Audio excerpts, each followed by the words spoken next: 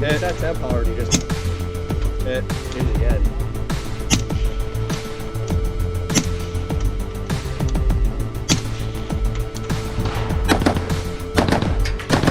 Problem solved through the optics.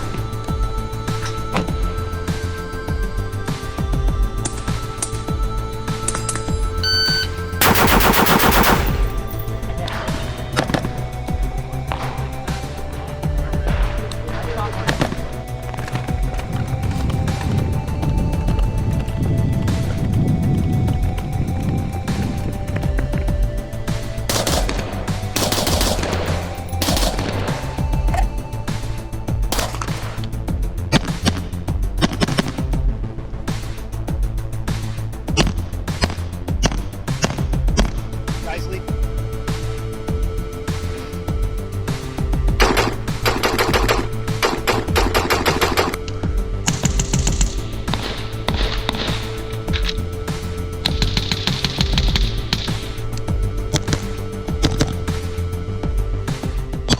Well, hello there.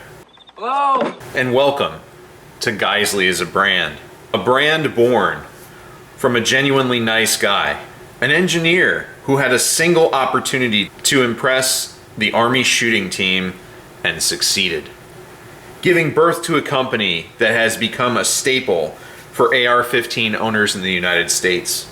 A standard for Special Forces operators, rails, triggers, and optics mounts.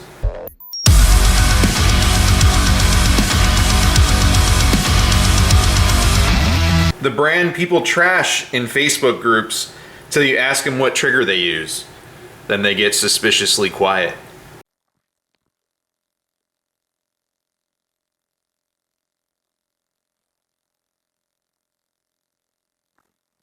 A brand HK trusts to make unobtainium rails and triggers and charge you for just like HK would. I rock this sweet serape, dope sombrero, then I take that hatchet over there and I take off my shirt and I scratch it on my chest and I say, pay me, bitch! A brand that braved an oversaturated AR-15 market and somehow made a place for themselves in the upper middle class segment. Ladies and gentlemen, let's get started. As per usual, we're gonna hit the good and the bad. Starting with the good. The first point is, they set a strong standard for rails, triggers, and mounts. This HK MR556 has a Geissele trigger, a Geissele mount, and a Geissele rail. You can ask anyone that owns an HK MR556 or 416, and you ask what rail they're gonna put on it, it's a Geissele. If you ask them what trigger they're gonna use, it's a Geissele. And there's a reason for that. This rail, though heavy, is very well engineered, robust, and it's completely free floated. Very effective setup, and the mounting options on the SMR rail are very sturdy. Excellent equipment to be putting on your HK. Same thing with the trigger. The MR556, more so than the MR762, has a little bit heavier of a trigger. When you put the Geissele trigger in an HK, it lets you squeeze out that extra accuracy that I've been able to get with this thing, and it's a nice welcome change. It makes the trigger very precise and it feels perfect. It's actually quite nice. The second point is Geissele found ways to improve existing items such as the maritime bolt catch, charging handles, the reliability enhanced bolt carrier group, the barrel profiles, and coatings. Although that's going to be a sticking point a little bit later. The maritime bolt catch is very nice to use for those people that don't like to use bad levers or the Parker machine tool lever thing. If you only like using paddles, this is excellent because it gives you a much larger contact surface, either to lock the bolt back or release it. And lefties also really like this because it's trigger finger reach for them. Geissele charging handles are excellent, be it the airborne or their standard charging handle. It helps vent the gas, as you can see, that little divot in there, and it keeps gas from seeping back into your face with some small touches that seal this up back here, and you're not dealing with any sort of overpressure from your suppressor, which is very smooth and welcomed. They've also changed the game with safeties. Every single one of my safeties is a Geissele safety with the exception of the HKs. It's a positive snap safety. It's become what I expect. And I've used other safeties in the past that felt mushier. I have a BCM lower parts kit in one of my rifles, and the safety's not nearly as positive as it is with the Geissele. Just feels so much better. Geissele also checkered small things to make them feel better. I don't know that it's necessary, but it feels nice. And the Geissele SSA EX trigger, phenomenal trigger. Very precise, easy to use, authoritative reset. Just makes shooting so fast and easy.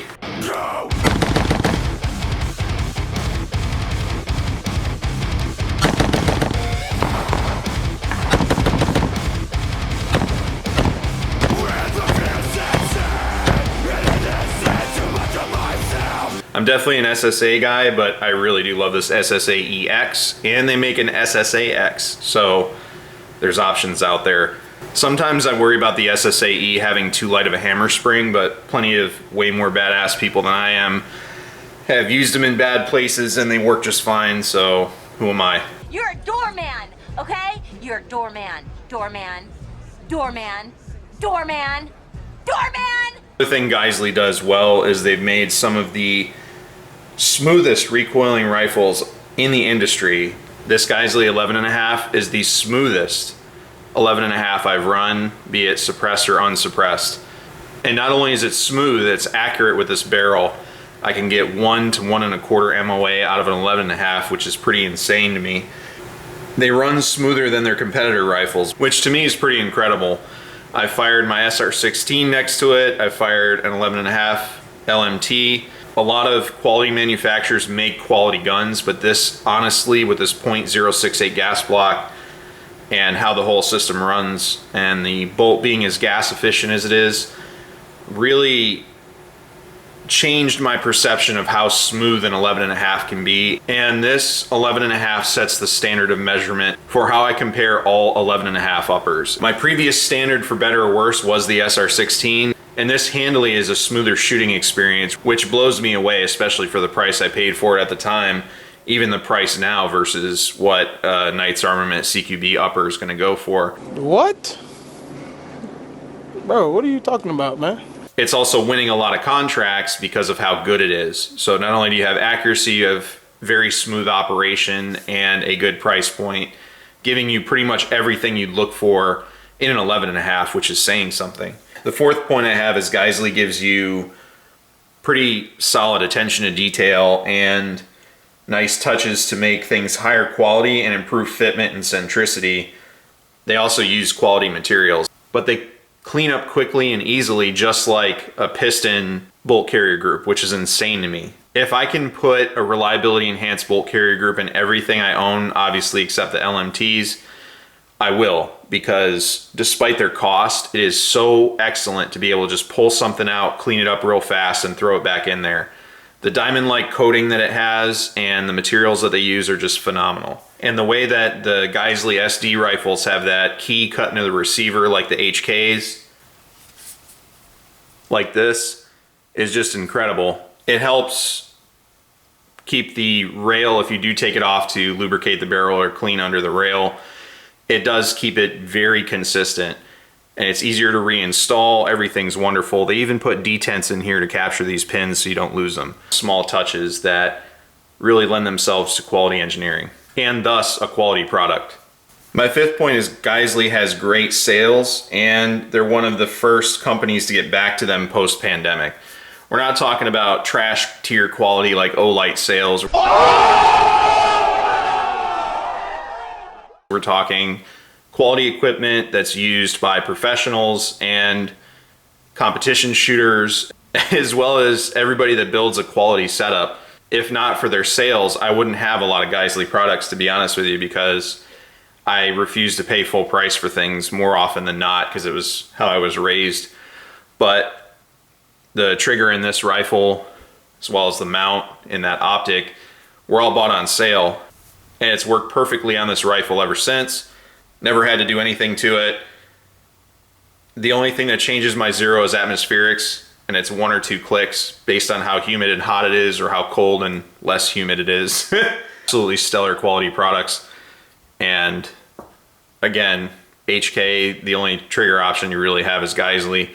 There's others out there, but that's the one you want. Luckily, their sales bring that ridiculous price down to affordable levels, because paying $500 for a trigger is kind of violent.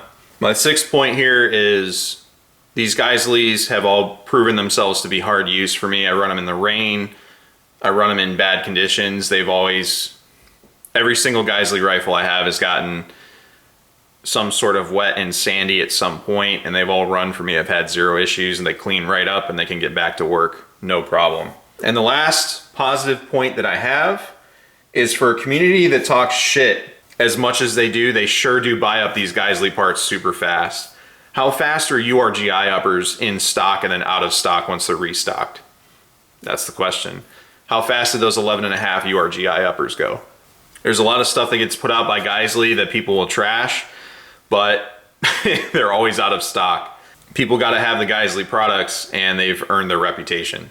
The only middle ground I've ever done on one of these as a brand videos is I want to hate that they make coffee, but it's saved my ass a couple times. I had like 8 bags of it from a bunch of purchases, and I've run out of my other coffee or shipping delays or whatever, and they make a pretty decent breakfast roast coffee, not gonna lie. All right, now we're gonna go into the bad with Geissele. First point in the bad is they get easily distracted with silly side projects. Even if they're well made, that metal could go towards triggers or other stuff that's been out of stock, that sometimes is out of stock for years. I can't tell you the last time after buying my MR762 trigger how many years it was before it was in stock from the first time it went out of stock. Just years upon years I was waiting for one of those triggers. Same thing with MR556 triggers. There's a bunch of things that Geissele will make that will go out of stock, and then that's a wrap. Shutting the studio down. The only way I can keep the studio open is if y'all go out and walk to northern New Jersey, give me a set of left-handed golf clubs. Same thing for my VCOG mount. They'll come in stock and then they'll go out of stock for longer. So it just becomes a very sad state of affairs, because I want to run Geissele parts, but I gotta wait for them. They're getting a little bit better at restocking, and this was a pre-pandemic issue. This isn't just exclusively a pandemic issue. This is Geissele will run out of stock, and then it takes them forever to catch up. My second point here is I don't do unboxing videos ever, but the box that this thing comes in is hilariously silly, and the manual's pretty good, which is nice, but I damn sure didn't need a Geissele chamber flag, a Geissele lock, and oh, this is a grip I don't like so much that I took off immediately. But it's a nice cardboard box, but if HK and a few other companies can do a quality bag, why can't Geissele set themselves apart and do that? Just saying. I'd rather have a nice quality range bag with a G on it than this box. So any one of my boys who shot with me before knows I'm running an HK bag to bring my rifles to the range. So Geissele could easily do that. Just saying. Especially with the prices y'all are charging right now. All right, third point, AR upper and lower fitment. This one isn't too bad, but there is a little bit of wobble, and from a company that prides itself on the precision machining that it does and the fitment it does throughout the rifle, having upper and lower play, especially at the price point, is kind of frustrating. Now, if you compare it to the big three, which is Knights Armament, LMT, and HK, LMT and HK have zero play whatsoever because they've taken steps with internal parts to make those adjustments. Knights Armament has the same play within tolerances, for better or worse, as the Geissele. A lot of people are going to take issue with me comparing Geissele to Knights Armament, but it is what it is. But Geissele's coming up to the old price point that Knights was, and you get a better looking rifle with certain better trim pieces than you do a Knights. Now, I'm not going to sit here and tell you that a Knights is a bad rifle. Again, it's in the top 3 for a reason. I'm not taking shots at Knights Armament, but Geissele could easily set themselves apart by taking that upper and lower fit issue out of the equation. And they have the ability to do it, they just don't for some reason. And when a company like Centurion, that comes in a lower price point, has upper and lower receivers that are super tight when you get a matched set, when you purchase a complete rifle, the tolerances should be a little bit tighter. Yes, you are tight like a tiger. Again, for a precision manufacturing company to put out a statement, which he did address in all fairness, which most companies won't, they'll just say buy it or don't. But it is technically within government specs. They're a government contractor, they stick to government specs. It is what it is, but I feel like they could improve that, which will put their rifles and products in a little higher regard because their mounts are solid, their rails are good, triggers are the standard. You can easily do that with the rifle. My fourth point is Mr. Bill, do more OD green stuff. You would dominate the market with your super precision mounts if you did a 170 OD green or any OD green options in your super precision mounts. Just saying. Some of the OD green stuff that they put out is still absolute co-witness, and there's a whole bunch of us that aren't 6 foot something that run 170 or lower 1/3 height, and it's a pretty comfortable height for most people. Do more of that. So please, Mr. Bill, more OD green and a lower 1/3 super precision mount, please. My fifth point, Geissele does a lot of small and frequent changes to existing rifles that make the previous iterations obsolete, or you're stuck with that option or accessory piece that they put on the rifle that they've since gone away from for whatever reason. They don't make the nitride barrels anymore, they're all chrome lined, which I agree with. The nitride barrels are great for a super accurate and precise rifle, but more often than not, people want chrome lining. And this 14.5 in front of you, though everything's great, it has the black oxide finish on the barrel. So I have that forever. And unless I want to pull this barrel and put a new 14.5 in there and go through all that rigmarole just to replace a coating, you know, I kind of got to live with it. But I paid the money that you would pay now to get a normal harsh environment finish, and they went with the black oxide because they wanted their rifle to look better and please the community more with a more aesthetically pleasing rifle. But at the end of the day, black oxide finishes are garbage. So the Geissele has since gone away from them, but I forever have this black oxide finish, which is frustrating because they take the time to cold hammer forge their own barrels, put the little G on it, and they put their DLC coating on the muzzle device, which helps you with suppressor use. It helps avoid carbon lock.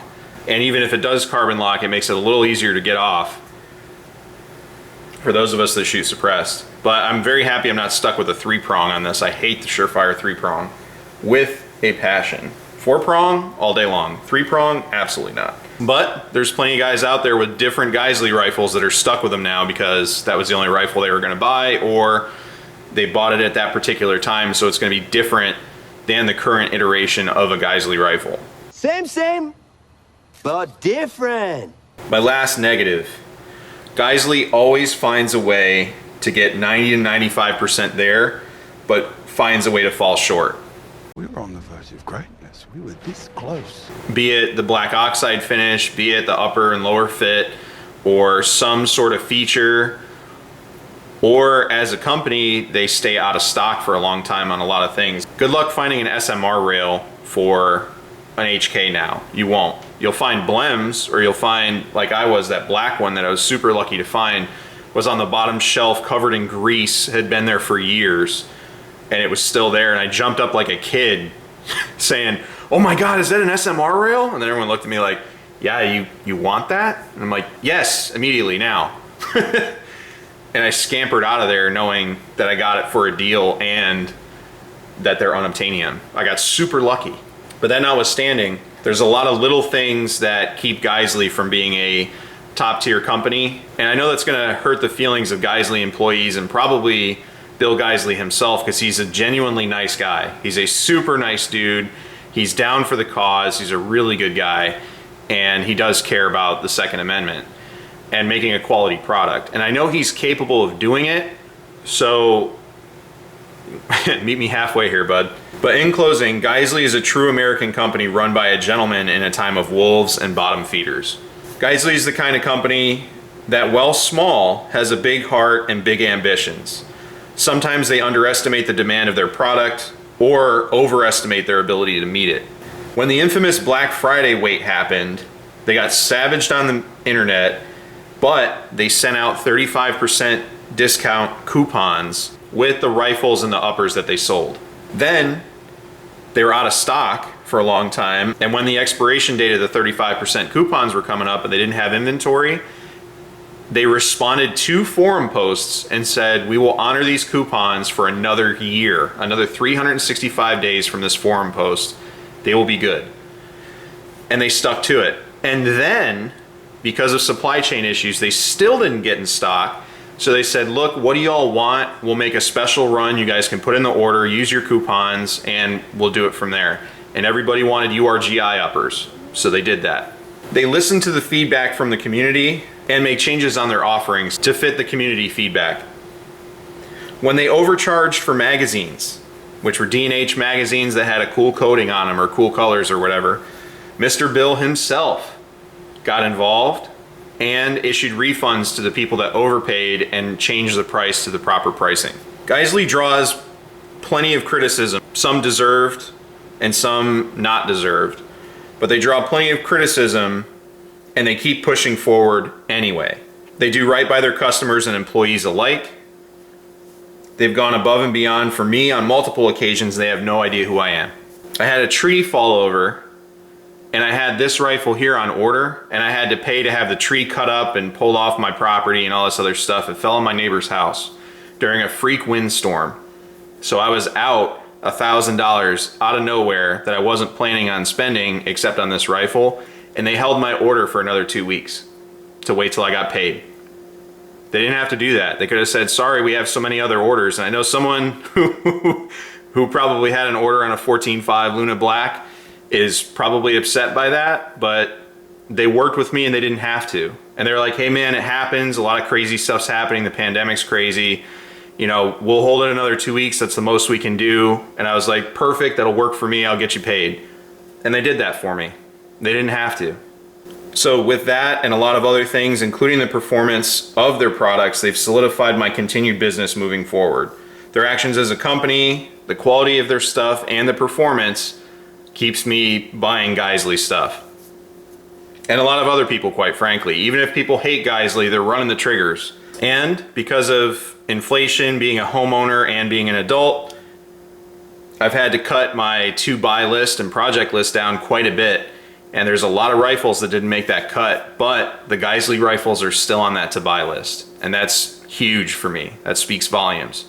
So if you're looking for a direct impingement rifle that you don't want to spend more than a certain amount, but you want a quality rifle that's going to do you well. It's not all the bells, whistles, and trimmings of an LMT or a Knights or an HK, but it's still a very nice quality rifle that's going to perform and do well across the spectrum, not just competition shooting, not just bench rest shooting, but is also a serious rifle that you want to rely on, or get a trigger that you know is going to go bang every time, or quality charging handle to keep your gas out of your face, or rail, or whatever. Geissele is what I'm going to recommend to you. Hopefully y'all enjoyed the video. Thanks for watching. Take care out there.